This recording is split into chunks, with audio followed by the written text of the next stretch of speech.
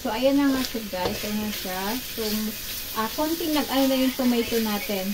Yung parang nagsusow. So, ilagay ko na yung ating pumpkin.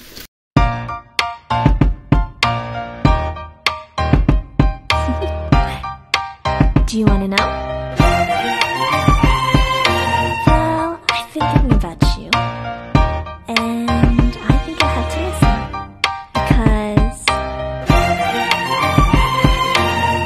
the sun is up, it's a beautiful day. My beginning will be as bright as the sun.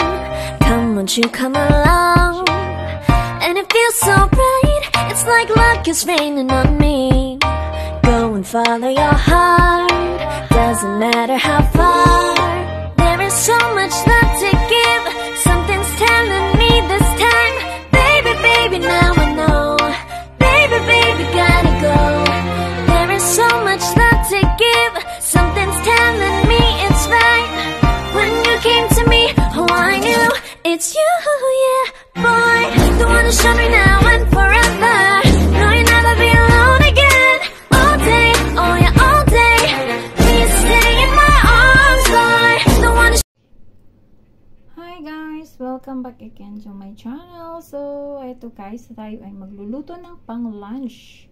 Pang-lunch pero 12, it's 2 PM na po. So, ayan, yung ingredients natin is yung talong, eggplant, eggplant, and then meron tayong tomato, and pumpkin, and then meron tayong sitaw, the green beans, and then of course meron tayong minced pork, and onion, and garlic. So, ipa-fry na po natin siya. It's ready, and samahan niyo ako magluto. Ayan guys. So, ayun guys, maggigisa na tayo. Start natin ng gisa. So, of course, lagyan natin siya ng cooking oil.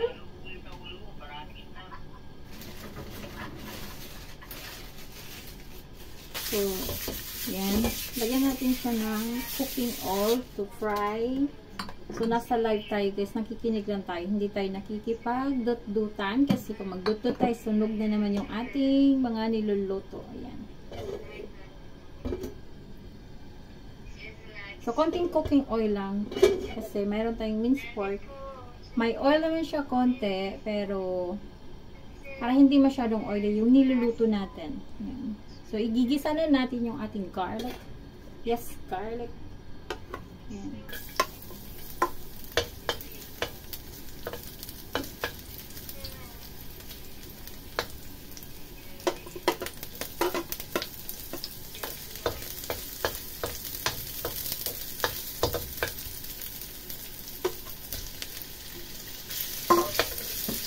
Lagyan na natin siya. Ayan. Bago pa masunog. So, yun na siya guys. Wait na lang natin.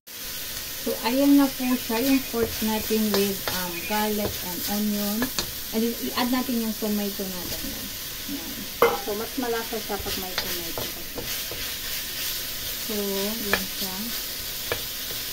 So, low fire lang siya dapat. Low fire. Ayan. And then, lalagay natin mamaya yung ating pumpkin. Yeah, pumpkin. Empty.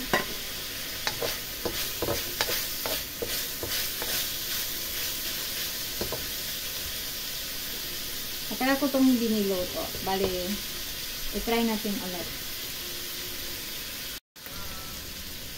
So, ayan na nga siya guys. Ayan na siya. So, konting nag-ano na yung tomato natin. Yung parang nagsusow. So, ilagay ko na yung ating pumpkin. Yeah. Iuna ko yung pumpkin kasi ano siya, masyado siyang matigas. Matigas. Yeah. Yan. And then, I'll add some water. Konti lang. Add ko ng water. So, ayan siya. Konti lang yung water natin.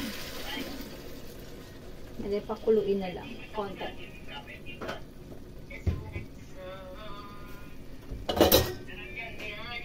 Cover natin siya konti. And let's see later. So yun guys, bubuksan na natin. Ilagay natin yung ating sitaw and for sitaw and then the eggplant. Yan. Halo natin. Sabay na natin sila kasi desim na naman sila na mamaya. Na maluto. Yan siya.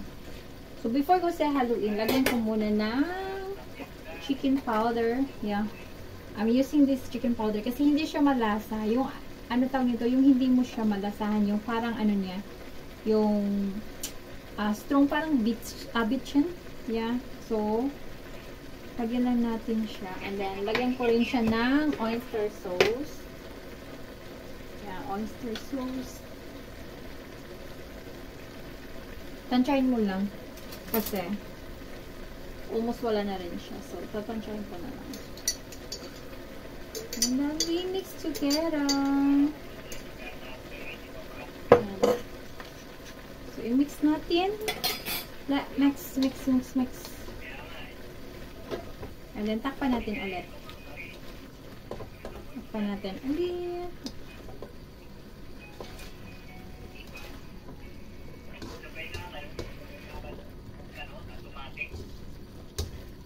Yeah, looks like yummy, guys. So, sa mga hindi kumakain ng vegetable, kumain po kayo kasi yung vegetable good for health. Yeah. Huwag kayo puro pork. Yung mga pork, huwag kayo lagi niyan kasi hindi yan maganda sa ating health. So, you need to, eat more vegetable. I love vegetable, guys. Vegetable. So, cover up natin ulit. Cover natin. And then, let's wait mamaya. Konti lang. Hindi ko siya ino-overcook kasi ayaw ko yung overcook na yung vegetable. Gusto ko lang siya yung half cook lang siya kadalasan yung vegetable. Ayaw yung sobrang lambot. Yung medyo crispy pa siya pag kinain mo. Pero tik-tik pala guys, pag nagluto kayo ng vegetable, lahat ng mga vegetable, nyo muna, ibabad nyo sa water. Tingnan nyo po yung ng texture ng vegetable while siya nakababad ng water. Tapos bago nyo siya iluto, siguro mga 1 hour siguro siya ibabad ng water. Yung vegetable, pag ibabad nyo siya tapos niluto nyo siya, iba siya guys. Crispy siya. Iba yung niya, texture niya. Kaya ibabad nyo muna. So yan, late lunch na po ako.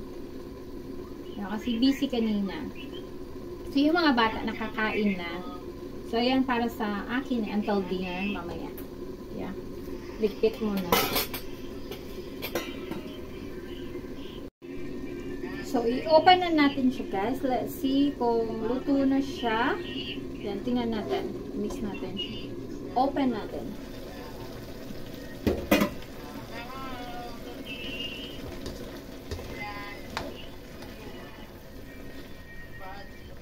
Yan siya. So, almost done na siya. Kasi ayaw ko nang medyo malambot.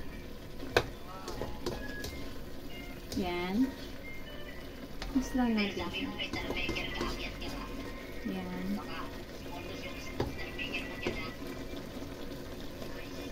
So, konti pa. Kasi nakikita ko pa yung yung beans is hindi pa siya na talaga guys. So, yan.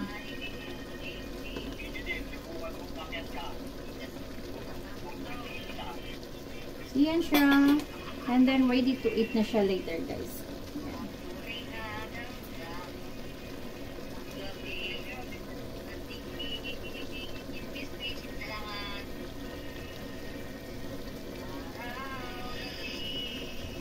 Almost na, so looks like yummy, right? Look, where's the camera? Yeah, here na guys. Almost done. Let's eat soon. Ayan na.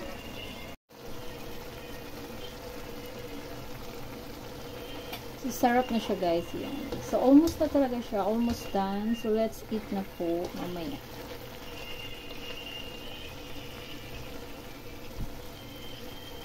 Masarap sana siya kung may bagoong, pero wala po kaming bagoong. At saka, ayaw ko magluto with bagoong sa bahay kasi alas ng amoy, ang hirap maglinis. Yan. So, let's eat na. It's done na po siya. Yeah, it's done. Sarap, diba? Amoy pa lang, ulam na. Yan. So, let's eat, guys.